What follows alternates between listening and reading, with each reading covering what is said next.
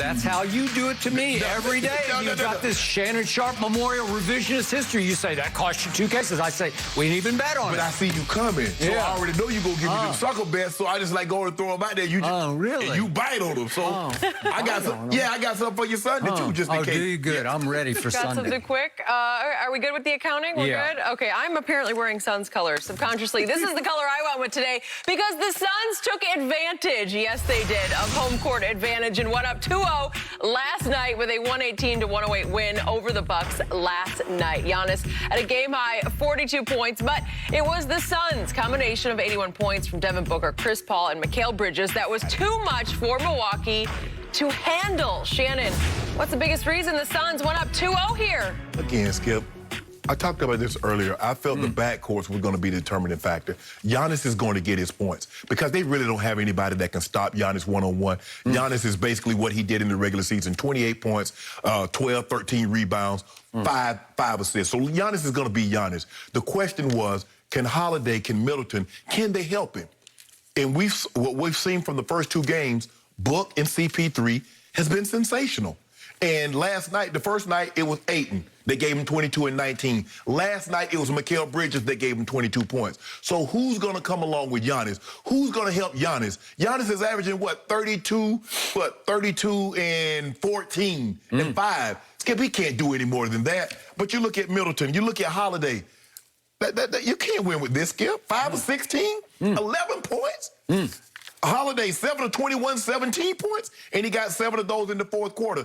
And every time Milwaukee make a run, CP3 or Book or somebody from the Suns snuff it out. Skip, they got an opportunity. They got it down to 6. They get a couple of, the Suns get a couple of offensive rebounds. CP3 wide open in the corner, hits a 3, now it's back to 9. Milwaukee missed, come back down, lay it up, nice 11, and now Bud got to call a timeout.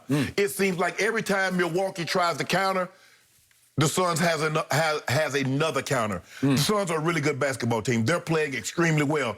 And in the third quarter, Book and CP3 scores 22 or the 32.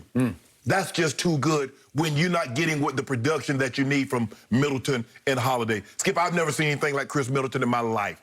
And I followed the game of basketball for a very long time. But I think the thing is for us is that we keep trying to make him a superstar. And he's a very good player, but he's not going to give you the consistency of a superstar. So we got to stop it. Man, why is he so inconsistent? There's a reason why he went in the second round, Skip. There's a reason why he was a throw-in on the trade. He wasn't the big part of the trade. He was the throw-in. So, and that's us. Well, I'm a part of the reason, but you keep looking, man, he's an all-star, though. All-stars are not supposed to have the heckle and jekyll like this because we've seen him be great. We've seen him go get 50. We've seen him get 38 and basically carried the Bucks down the stretch. And then we look, it's like, bro, you do realize that this is the NBA Finals. This is not a regular season game here. Holiday, Skip, I don't know what Holiday. He got up 14 shots in the first quarter. He should not have as many shots as Giannis. He should not. And Bud, bruh, do you realize that they're shooting the threes? They're making the threes. The only reason they're in the game in the first quarter, Skip, is that the 3-ball, because Milwaukee is killing them on the glass. Offensive rebound after offensive rebound. Giannis is attacking the rim. But all of a sudden, they don't want to guard the 3. And they just hit 3 after 3 after 3. They're 6 of 6 in the first quarter, kept them in the ball game. Now they go on this run in the second quarter, open the ball game up because they play it basically to a standstill in the second half. But the second quarter was the determining factor. But I believe the main reason that they won was because Book and CP3 was sensational again down the stretch. 14 of 26 in the second half, 53%. You let somebody shoot 53%, you're going to lose. So, would you say that Giannis had a great game last night? I thought Giannis played. Skip, he's going to be bad from the free throw line. Skip, I wish he could put one of these 16 to 18 free throw games together. I do. I wish he wouldn't shoot 5 threes and only one goes in, but the others are so bad. I wish that would happen. But Skip, he is what he is from the free throw line. I've given up saying he's going to be a 70% free throw shooter again. Okay.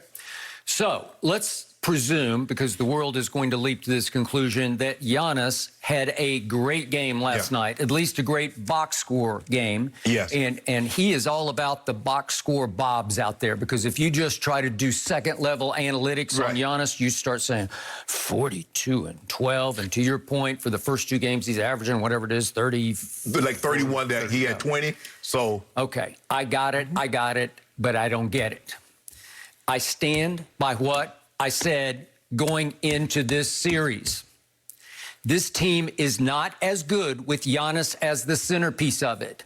I got to see it with my own 2 eyes. I got to eye test it in games 5 and 6 when their backs were up against the wall, because it felt like the Hawks had seized momentum in that series. And we saw what happened when the Hawks seized momentum against the Sixers. They took them all apart and left them in ruins with Ben Simmons on the trading block. My point was that this series is going to boil down to what you saw last night. You saw great chemistry with the Suns, right? It's not good, it's great. You see little to no chemistry with the visiting team last night. Am I right about that? It's awkward, it's weird, it's bizarre, but they have no chemistry because their leader is not a leader. And their former All-Stars don't star when the superstar Giannis takes over. Right. Because when he takes over, instead of following, they watch. They just stand back in awe, I guess, and they watch Giannis be Giannis. And I will give you this, especially if he can get out on the break and start running downhill at 6'11", long, strong. He is virtually unstoppable because if you're backpedaling, you can't stop him. No. If you've planted and you can get 2 in front of him, you got a shot. Right. If you can make him shoot jump shots, even though he made a couple last night. You live with that. I can live with that. You live. And certainly if you can get him to shoot 5 3-point shots, you can really live with that, because you're going to live to fight another day and another day and another day, because he made 1 out of 5. He also shot 1 that hit nothing but backboard, as in it missed the rim entirely. It caught it, he got the rebound, put it back in. He did.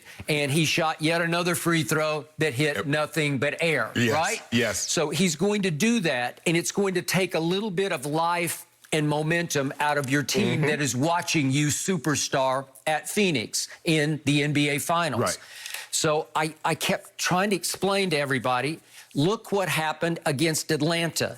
Look at the numbers that Chris Middleton and Holiday put up in games 5 and 6 against Atlanta. I'm going to repeat them again. Both guards averaged almost a triple-double in games 5 and 6 against Atlanta. You got to see them in all of their unleashed glory against the Hawks. Right.